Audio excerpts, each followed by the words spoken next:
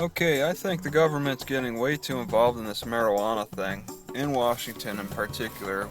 They're giving it all to the city council to decide on all these stupid regulations or whatever they think they need to take charge of. It makes no sense to me. I mean, it's just another plant. Why aren't they having these discussions about catnip or damiana or any other of the herbs that are available in bulk bins at the natural food stores, such as, I don't know, the marketplace in Aberdeen, or there's all kinds all over the nation. There's some wonderful ones in San Diego I enjoyed. You just go in, look at the jars, they have a description on them.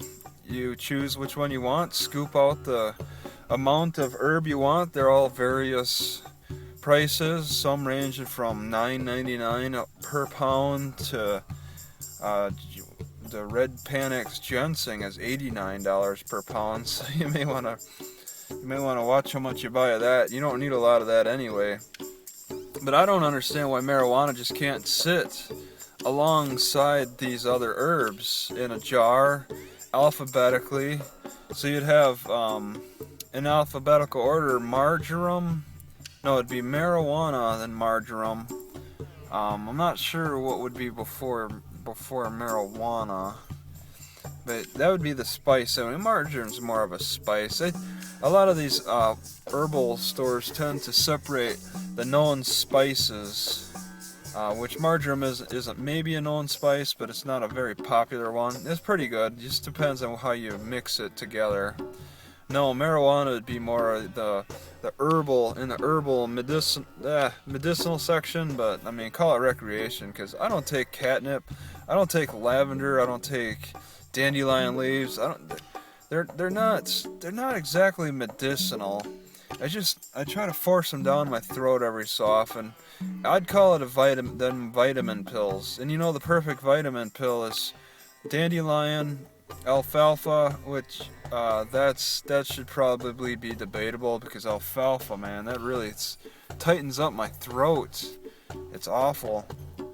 And then also kelp, which I seem to get some adverse reactions of kelp too.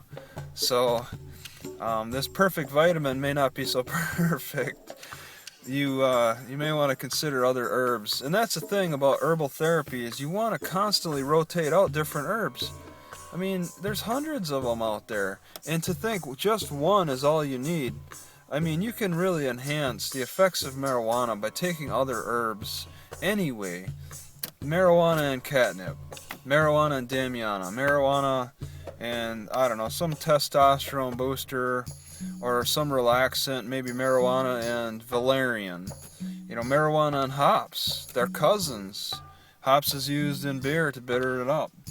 I mean, you got all kinds of potential combinations, yet people want to focus on just marijuana, and it's ridiculous. Just it's a plant that should just be used recreationally to as much as a person wants. I don't understand how people think that it's such an addictive drug that people are destroying, that it needs to be regulated by the government. I mean, make it clear, make it fair across the board. Regulate everything, then regulate all the plants. It's really silly. The only thing I would be concerned about with marijuana is it's an ugly plant to look at. It looks like any common weed. It doesn't have any pretty flowers. I mean, people who grow it must really have a lust for the ugly because there's just nothing appealing to look at with it. Yeah, you need to get high to enjoy it. It needs to give you that psychoactive effect of you feeling good because looking at it is depressing to me. Unlike opium poppies, there are pretty flower. I mean, there's a lot of pretty flowers. I've eaten rose petals the other day, just yesterday. Again, they're pretty to look at, and the petals are edible and they got a little sweet taste to them. But I read it in the newspaper today about this marijuana regulation on the city level, and it's just silly. These people don't know what they're doing. Just let it go. Let it regulate itself out. I don't understand why you have to burden the councils with all this nonsense. It's not like they don't have enough on their plate about city planning, which are a lot of them are screwing up anyway. Now you want to give them all these marijuana regulations on top of everything else they have to do, and you're just making their lives more burdensome.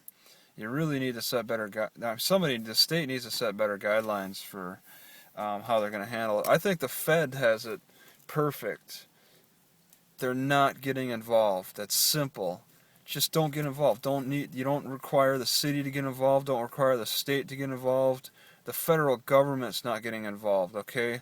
In a few years, if the whole nation does this, you won't need to have the city council debating this bull crap.